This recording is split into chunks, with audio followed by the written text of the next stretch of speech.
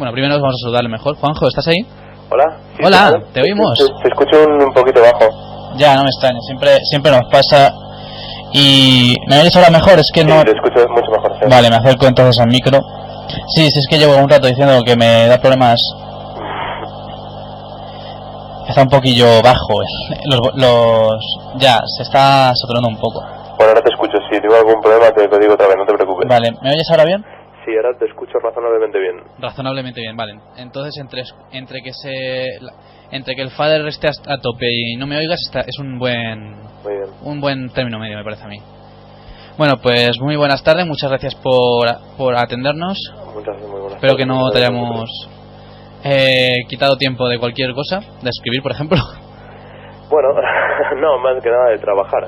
Yo suelo escribir más de noche, de madrugada, entonces tampoco me vas a encontrar ahora en un momento de creatividad plena. ¿Llegan mejor, te llegan mejor las ideas a la cabeza de madrugada? No es precisamente porque sea madrugada, sino más por el ambiente, ¿no? Porque yo cuando estoy escribiendo no es una peculiaridad, pero sí que necesito estar en silencio, y de noche de madrugada, como hay menos ruido, por la calle no se escucha a nadie, no hay tanto movimiento, pues suelo estar en un mayor silencio, y sí que, no que las ideas fluyan, pero sí que escribo con más tranquilidad. Bueno, tu novela, Belenuit, la primera parte, tiene un origen un poco especial, ¿no? Porque no se publicó como se suelen publicar. Sí. Aunque ya es menos extraño. Cuéntanos. Bueno, la verdad es que el origen es bastante curioso. Ahora sí que es cierto que es menos extraño, pero en el momento que yo llevé adelante Belenuit con la web, de aquella no había Amazon en España, y es cierto que era mucho más difícil, y ahora quizás sea más sencillo para la gente que quiera publicar sin pensar en ninguna editorial, gracias precisamente a Amazon y al sistema que tiene de publicación. Pero por aquel entonces, sin Amazon ni ningún medio así espectacular, la verdad es que fue bastante complicado moverse hasta llegar hasta el punto en el que estamos ahora. Bueno, tú no la querías vender al principio, para darte, supongo que a conocer, la regalaste, o la dejabas de descarga gratuita, y llegaste, tuviste no sé si, sí, supongo que es sorprendente, no sé si es una suelta... Pues a ver, la verdad es que para mí fue bastante sorprendente. Yo cuando terminé de escribir la novela, aunque si ves que me enrollo demasiado, cortarme, porque yo tiendo a hablar y no a veces me veo mucho. Cuando terminé de escribir la novela, ya ni me acuerdo ni qué mes era ni qué año prácticamente. Cuando terminé de escribir la novela, yo quería mandarla a una editorial, pero yo no tenía ni idea de cómo funcionaba esto, ni cómo funcionaba el sector editorial, ni qué es lo que tenía que hacer, ni los pasos que tenía que dar. Entonces, cuando terminé de escribirla, como digo, yo decidí, voy a intentar publicarla, y me pongo en contacto con algunas editoriales. En mi total ignorancia, pues yo escogí las editoriales que a mí me gustaban, que casualmente eran las grandes, ¿no? Alfaguara, SM, estas editoriales tan grandes, que yo, claro, no sabía que no iba a tener ninguna respuesta. Yo pensé, este libro, cuando uno termina de escribir siempre piensa que su obra es maravillosa, pese a los errores que siempre se ven, incluso con el tiempo cada vez se ven mucho más. Yo entonces decidí mandar a estas editoriales, seleccioné las 5 más grandes, las que a mí me gustaban, las que yo pensé, a mí me gustaría publicar en estas editoriales, y les mandé, primero contacté con ellos a ver si estarían interesados en que les mandase un manuscrito, y me dijeron que les mandase, me mandaron la dirección y yo les mandé el manuscrito. Tiempo después, 5 o 6 meses, yo no había recibido ninguna respuesta, yo no sabía si era normal, si esto es lo que ocurría con frecuencia. Pero como me vi sin ninguna respuesta, pues me dije, igual es que no les gusta, y a mí me gustaría conocer las impresiones de la gente. Entonces, por aquel entonces, no había nadie que hiciese esto. Había algún par de casos, quizá en Estados Unidos, casos que publicaban sin editorial, y me dije, voy a probar. Hablé con un amigo, montamos la página web, me eché un cable, montamos la página web, dividimos el libro y lo dividimos, lo transformamos en distintos formatos y los colgamos en la web. Entonces, yo no tenía ningún medio, porque esto no era tan sencillo. Ahora no sé, ahora con Amazon quizás es distinto porque tienen sistema automático de publicidad y tal, pero por aquel entonces tener la web no te garantizaba nada, porque la gente iba a venir porque sí a la web. Puedes tener una web, pero si no se da a conocer la web, nadie va a venir a la web porque sí. Entonces, Intenté contactar, bueno, yo aquello tampoco sabía que si se movía mucho por webs o por foros o por blogs literarios, y de aquellas los primeros pasos que di fueron contactar con blogs literarios, y para mi sorpresa me encontré con muchas negativas porque, no sé, como que categorizaban al libro en una, no sé, como si fuese inferior al resto de libros por no estar publicado en una editorial, y ni siquiera le daban importancia a leer. Tampoco me desanimé, luego en lugar de cambiar de sistema, pues bueno, intenté ver en los foros, porque bueno, yo no sabía cómo funcionaba esto, pero sí que había foros literarios.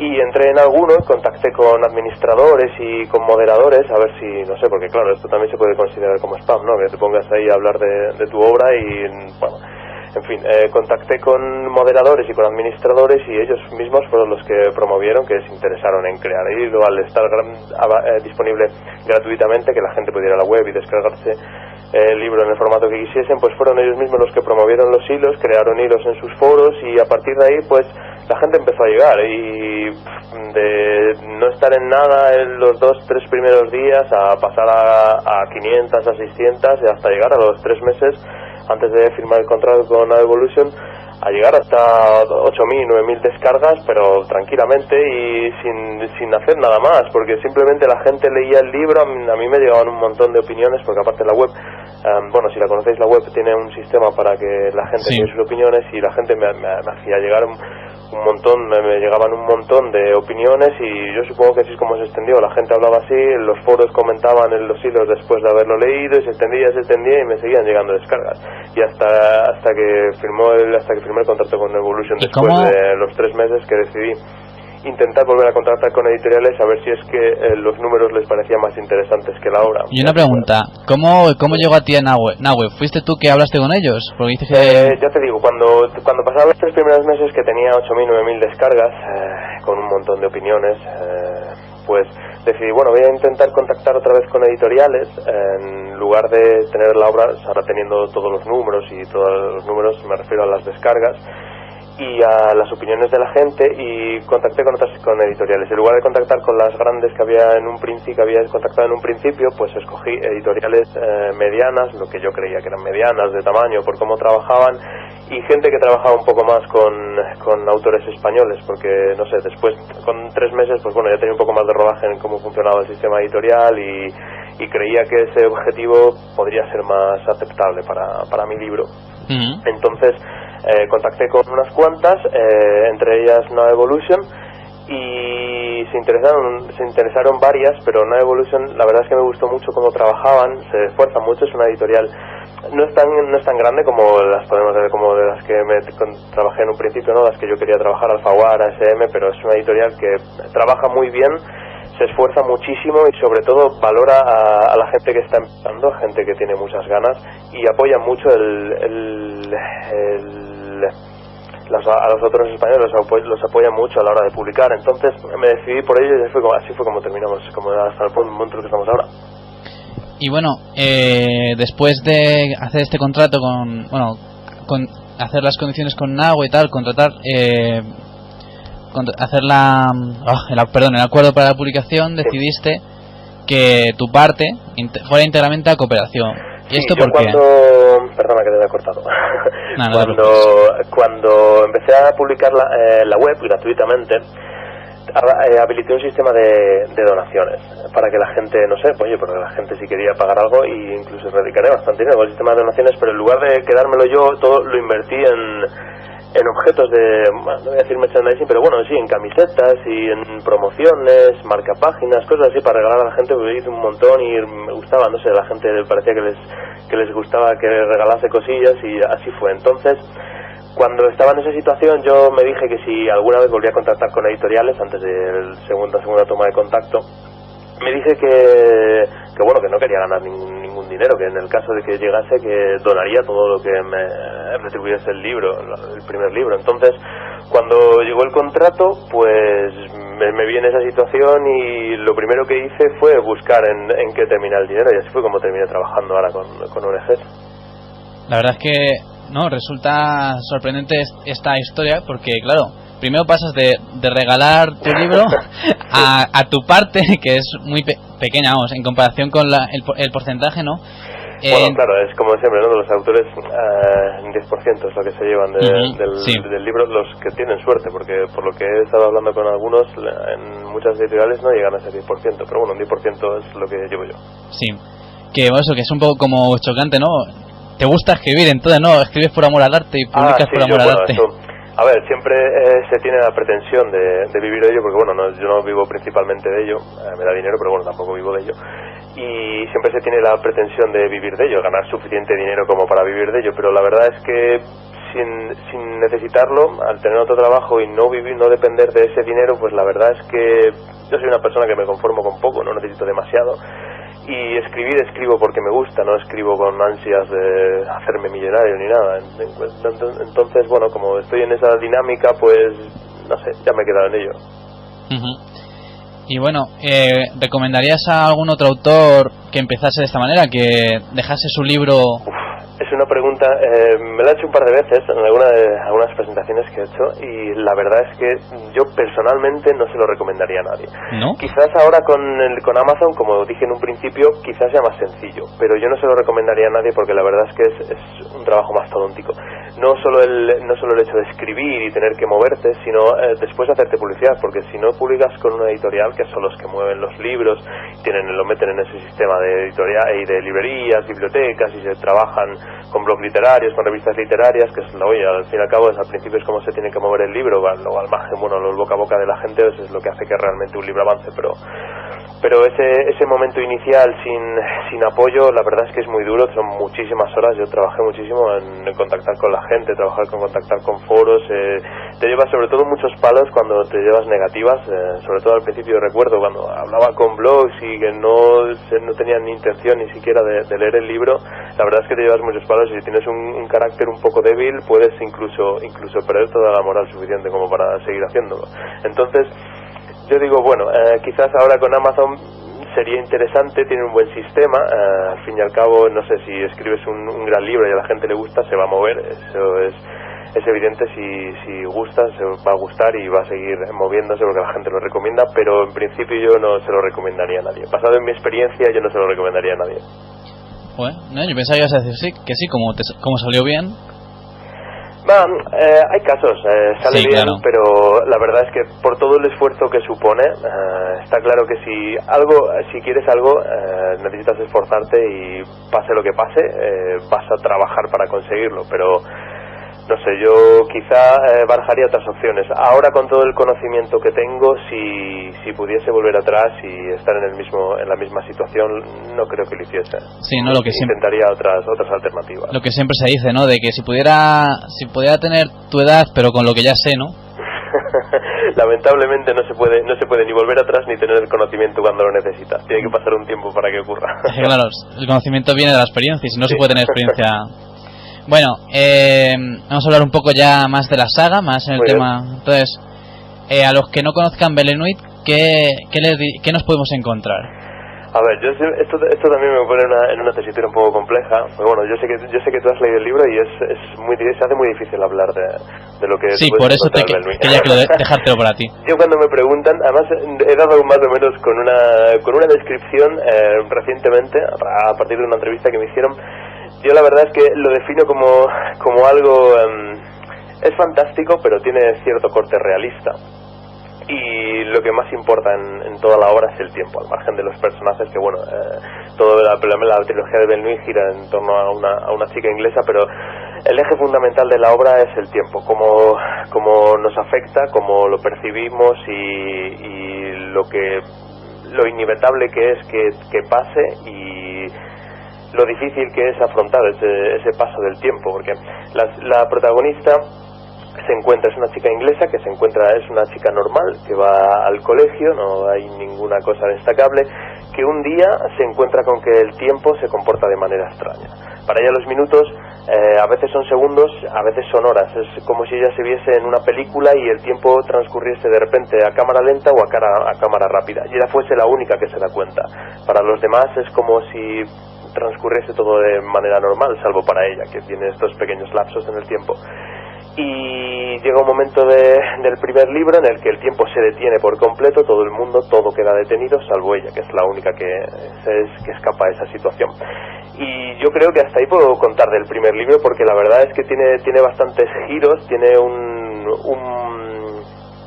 encuentro totalmente distinto a lo que alguien puede imaginarse cuando está leyendo, porque bueno, aunque diga que tiene ese toque, ese cierto corte realista, la verdad es que es un trasfondo fantástico y la explicación para todo lo que ocurre siempre va a ser fantástica. El tema es muy importante, el tema de controlar el tiempo. De todos los superpoderes, ¿sería este el que tú elegirías? Es otra pregunta que también me hacen con bastante frecuencia. Yo he llegado a una conclusión a través de, ahora que estamos con la editorial trabajando en una serie de vídeos que pedimos a la gente que nos mande respuestas en vídeo, precisamente qué harían si pudieran controlar el tiempo.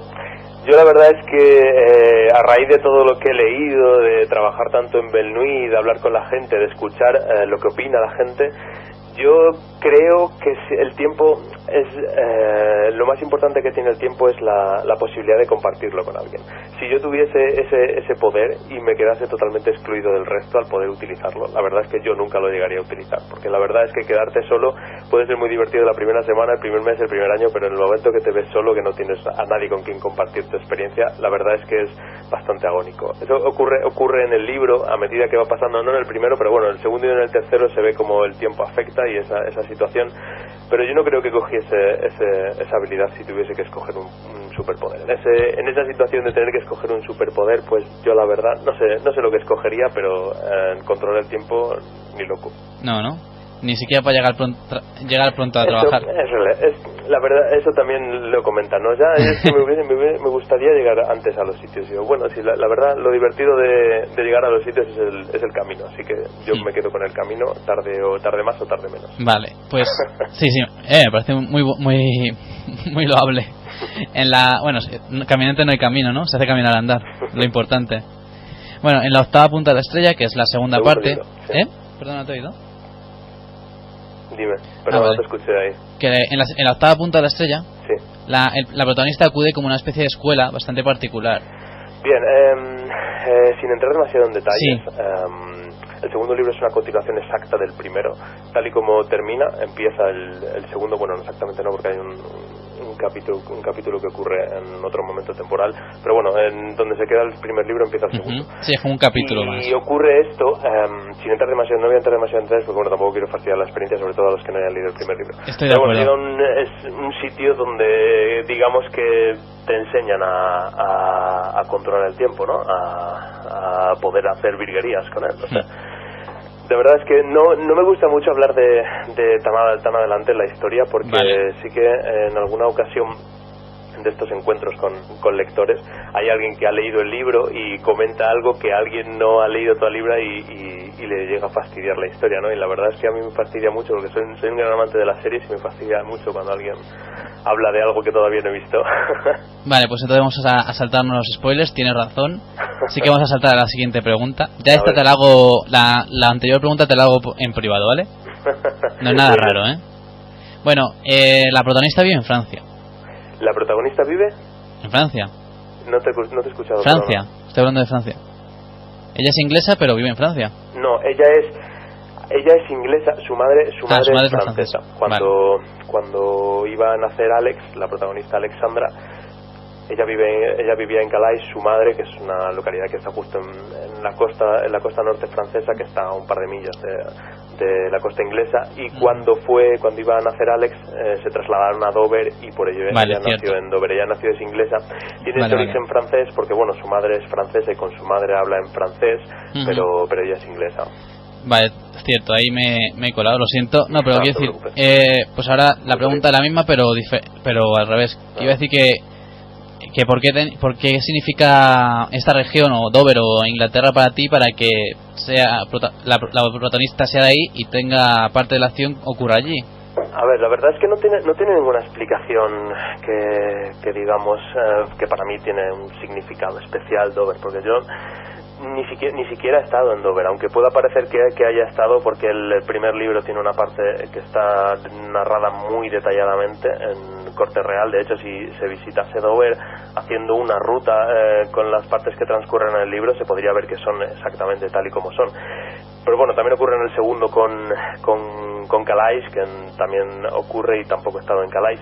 Pero la verdad es que cuando estaba escribiendo el libro no me pareció muy importante, porque era, es una ciudad que transcurre, darle una localización real, pero no lo busqué por ninguna parte. Simplemente me gustaba la sonoridad que tenía el nombre, me gustaba la localización, porque me gustan mucho los acantilados blancos que tiene Dover, una construcción natural una de piedra blanca que se ve desde la costa francesa, que es muy bonita, que además la he leído en muchas obras, porque por ejemplo en obras así icónicas que me hayan marcado, en Los Mosqueteros aparece Dover, aparecen los acantilados blancos, en una saga actual de una escritora actual, la saga de Temerario, que transcurre en época napoleónica, que es una saga histórico-fantástica con dragones. También hay mucha acción que transcurre en Dover, y yo creo que, no sé, por eso de alguna manera había quedado en mi cabeza, y cuando vi el lugar yo creo que lo escogí así inconscientemente. Y bueno, ¿podemos hablar de Inevitable o eso también consideras mucho spoiler? Bueno, podemos hablar. Es una pregunta muy curiosa. Pero yo te digo que, no sé, la verdad es que es una manera de fastidiar la lectura estoy a la gente que no haya leído el primer libro, pero bueno, estoy de acuerdo. Todo lo que quieras sobre Inevitable. Solo quería preguntarte, porque vamos a dejarlo en que es un mundo que hay... no, sin decir nada en realidad, pero me llama mucho la atención que se habla inglés. Esto es algo que también... tengo una manera muy sencilla de explicarlo. Yo también, cuando estaba escribiendo, me llevé a preguntar esto. La protagonista naturalmente habla inglés, habla francés porque habla con su madre, y en esto, a ver cómo te lo explico sin hablar demasiado del asunto. Vamos a decir que hoy en día el inglés no es el idioma más hablado en el mundo en el que nosotros nos encontramos, pero sí que es el idioma más recurrente a la hora de hablar de negocios, incluso más internacional, ¿no? Que te mueves en otros países, y lo más normal es que el idioma que tengáis en común con la gente sea inglés. Entonces, dicho esto, digamos que Inevitable se desarrolla en el mismo engranaje que nuestro mundo, y que por eso el idioma principal es ese idioma. Luego en el segundo libro no se habla demasiado en ello, pero en el tercero sí que se habla muchísimo. En el tercero, que se cierran muchas cosas que pueden haber quedado abiertas en el primero, y quizá en el segundo un poco menos, pero bueno, más en el primero, cosas así más genéricas. En el tercero se explican más detalladamente, y todas esas dudas que puedas tener sobre el idioma, con el tercero te quedarán resueltas. Ajá, pues entonces ya estoy esperando para poder leerlo. Ya estaba esperando antes, de hecho, pero bueno, ya me haces que tenga más expectativas. Una parte de cómo lo has escrito es que incluye como ciertos párrafos que son como anotaciones en primera persona. ¿En el segundo libro? Sí. ¿Estás seguro que quieres hablar de eso? Vale, no he dicho nada.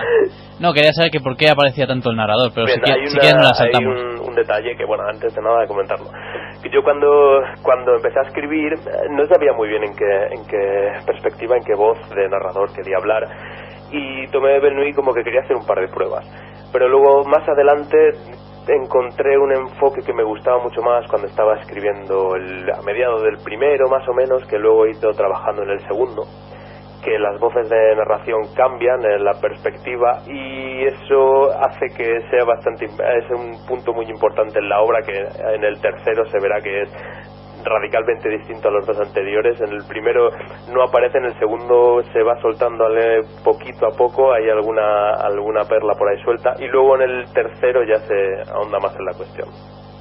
Pero bueno, más que nada son experimentos narrativos que yo creo que le dan mucha más fuerza a la obra, y sobre todo al trasfondo de los personajes. Hay que leerlo para descubrir el segundo y el tercero. Aquí ya recomendamos el año pasado el primero, así que sin duda recomendamos la segunda parte. Yo digo el segundo, yo siempre que me preguntan lo digo así, tengo mucho cariño al primero, porque bueno, fue lo primero, yo jamás había escrito, fue lo primero que escribí, tuve suerte que también fue lo primero que se publicó.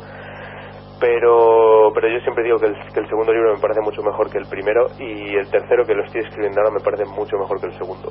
Es como lo de te quiero más que ayer pero menos que mañana. A ver, siempre me dicen esto, que bueno, tampoco hay que tener demasiadas pretensiones con los trabajos, pero yo intentaré que mi obra, todos los libros que vaya escribiendo, siempre, el libro con el que esté, que vaya a publicar, siempre sea mejor que el anterior, porque no sé, yo tengo esa necesidad de mejorar, no solo argumentalmente o con el trabajo de los personajes, sino también narrativamente, literariamente, y la verdad es que me esfuerzo bastante para que los libros sean mejores que cada vez. Bueno, hay una cosa que me llama mucho la atención, y es bueno, no has dicho cuál va a ser, por así decirlo, el límite del libro, ¿no? Que no has dado una estructura.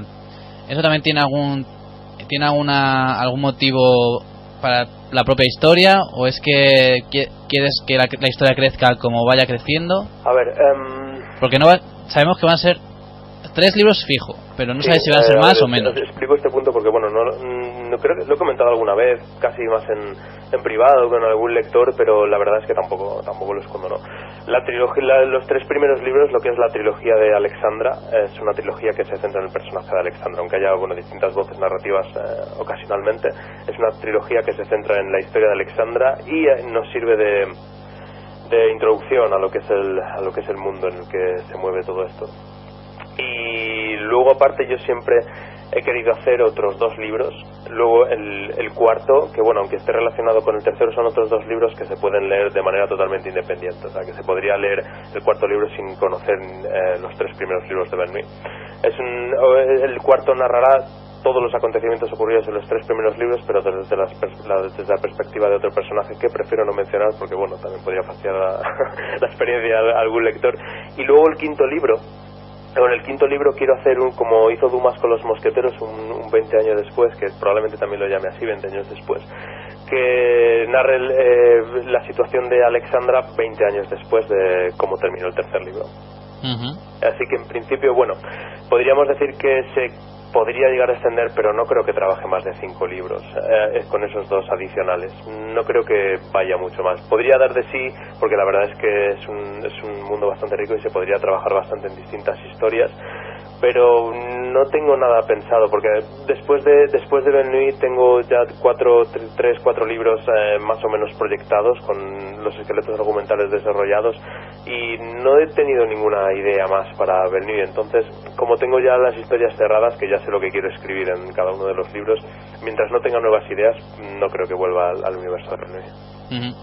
Y bueno, hablando de temas más mundanos, por así decirlo, ¿qué tal está funcionando esta segunda parte? ¿Cómo se está moviendo? Perdona, no te he escuchado. Vale, me acerco. Que digo que pasando un poco ya apartándonos un poco más del tema de la propia trama, ¿qué tal está funcionando la segunda parte? Pues yo la verdad no tengo muchas referencias porque bueno, la verdad es que tengo contacto regular con mis editores, pero tampoco me intereso demasiado por cómo está funcionando a la hora de ventas. No sé si es que soy muy descuidado o que me intereso muy poco, pero bueno, me intereso más sobre todo con lo que me hacen llegar los lectores, ¿no? Y toda la gente que está leyendo el segundo libro, que me hace llegar sus opiniones, la verdad es que estoy recibiendo todo críticas positivas. No he recibido ninguna crítica negativa por el libro y a la gente le está gustando como yo creía más que el primero, y la verdad es que estoy muy satisfecho en ese aspecto.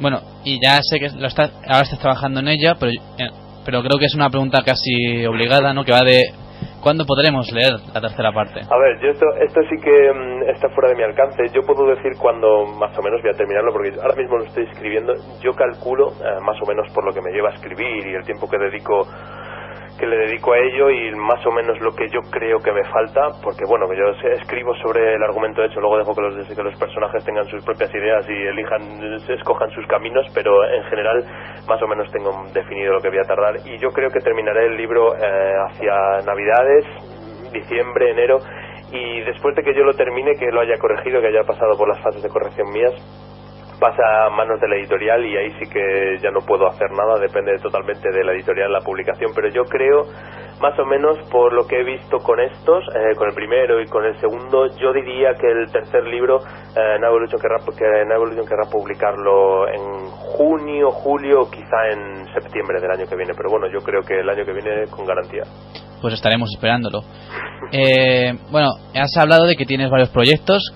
todos secretos, así que no... No te creas que todos secretos. Bueno, a ver, los mantengo en secreto. La verdad es que no sé por qué, porque bueno, la verdad es que tampoco yo considero que son buenas ideas, pero bueno, oye, no sé, yo creo que la gente es buena y tampoco te va a robar, sobre todo estos escritores, ¿no? Cada uno tiene una forma de escribir, aunque transmitas la idea, pues nadie va a poder escribirlo como lo escribes tú, pero bueno, los mantengo en secreto salvo uno, y esto es porque una revista literaria, Anima Barda, me pidió hace ya un año así, no recuerdo exactamente, que escribiese que les escribiese un relato. Es una revista literaria que publica relatos, y me pidieron que escribiese un relato, y escribí un relato que me va a servir de prólogo para otro libro, que la verdad no pretendía que fuese, pero me costó más de lo que yo creía escribir un relato, porque la verdad es que es un género muy complejo, tanto cuento corto como relato. Yo lo considero bastante difícil porque hay que condensar demasiado, y cuando lo escribí y lo terminé vi que apenas lo había hecho conclusivo. Bueno, dentro de la historia que ocurre en el relato es conclusivo, pero que me daba pie a un libro entero, porque yo la verdad es que no concibo estar escribiendo y escribir algo corto, ¿no? Yo cuando estoy escribiendo siempre veo un poco más allá, y para un libro me da. Y esta es una obra que trata, es un mundo, una realidad, no voy a decir alternativa, porque bueno, se ha desarrollado exactamente como se ha desarrollado nuestro mundo, políticamente, económicamente, pero con la única diferencia es que situados en el mismo periodo temporal en el que estamos nosotros, 2014-2015, cuando yo creo cuando lo vaya a escribir, unas décadas antes se ha encontrado un elemento mineral que permite a la gente que pueda controlar ese elemento, permite a la gente controlar los elementos naturales, fuego, tierra, agua y aire. Y nos encontramos en una situación, narrado en ese relato que escribí para la revista Anima Barda, que las grandes no corporaciones, porque bueno, son públicas, ¿no? Instituciones públicas que controlan ese elemento, que digamos que tienen el poder de otorgarlo a la gente o no, han decidido que solo unos pocos puedan optar a él, porque se acaba y no quieren que haya problemas con ello, y la gente que ha podido tocarlo, que ha podido utilizar esos elementos que se ven con esa capacidad mágica, pues quieren seguir adelante. Es una obra ambientada en una época como nosotros, salvo con ese pequeño cambio histórico, que bueno, es bastante cambio, pero la verdad es que no voy a adentrarme demasiado, porque a partir de Belle Nuit, aparte que después se lo voy a escribir, bueno, esto lo digo así con mucho peso, pero bueno, en principio nunca se sabe, ¿no? Pero bueno, yo lo que quiero hacer después de Belle Nuit es escribir novelas, aunque no me salga del corte fantástico, no tan fantástica como Belle Nuit, porque bueno, Belle Nuit es muy fantástica, escribir novelas para un público quizá más adulto, en ese ambiente fantástico, pero en la balanza realidad y fantasía mucho más decantado hacia el lado de la realidad, aunque haya estos elementos fantásticos que digo ahora de contra los elementos como si fuese magia. La verdad es que es una novela de corte más fantástico. Esa es, yo creo, que la proyección que voy a tener más hacia una literatura un poco más adulta, sin salirme de la fantasía, porque la verdad es que me siento muy cómodo dentro de la fantasía, esto de no tener límites, ¿no? De poder jugar con los elementos sin que las leyes de la física te limiten. Y bueno, a mí me parece, eso lo habías leído, lo habías dicho varias veces, lo de que querías el tema de adulto. ¿Por qué abandonas un poco, así, por así decirlo, para todos los públicos? No es que lo abandone, a ver, yo supongo que esto va por épocas. Igual que he leído siempre por tramos, no sé, cada 5 o 6 años me da por leer 2 o 3 géneros, y casi que me dedico en exclusiva a leer esos géneros. Y escribir ahora, pues no sé, como ahora llevo unos 7 o 8 años que apenas leo fantasía infantil juvenil, porque bueno, esto es lo que yo leía cuando tenía 14, 15 años. Llevo 7, 8 años leyendo solo novelas mucho más adultas, realistas, no sé, leyendo a Javier Marías, leyendo literatura más clásica, Dumas, Verne, Flaubert, cosas así. Y la verdad es que no concibo ahora ponerme a escribir más novela infantil. Yo creo que lo mejor que puedo dar de mí es Belle Nuit, y no querría que se comparase después con obras. Entonces, bueno, yo quiero trabajar en un género un poco más adulto y casi que abandonar el estilo de sagas, ¿no? Hacer más libros que sean autoconclusivos que trabajar así con sagas abiertas. Pues yo creo que ya está. Muchas gracias por atendernos. Un placer. espero que te haya resultado interesante estar con nosotros. Yo, por supuesto, siempre es un honor hablar con gente que está predispuesta a escucharme. Espero no haberos aburrido demasiado y que algunos oyentes nos hayan escabullido y hayan abandonado el programa. No creo, son chicos fieles. No te preocupes porque no creo que se hayan escapado, vamos. Muchas gracias otra vez por atendernos y mucha suerte como siempre con Belenuit, con todos y con el resto de proyectos.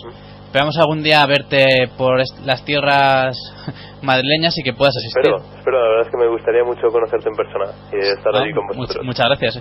Si te acercas, ya te digo, tienes un hueco en el búnker, que tenemos muchísimo sitio, aunque cada vez tenemos a más gente aquí, pero la verdad es que seguimos queriendo asistir y que venga más gente, así que muchas gracias. Muy bien, muchas gracias.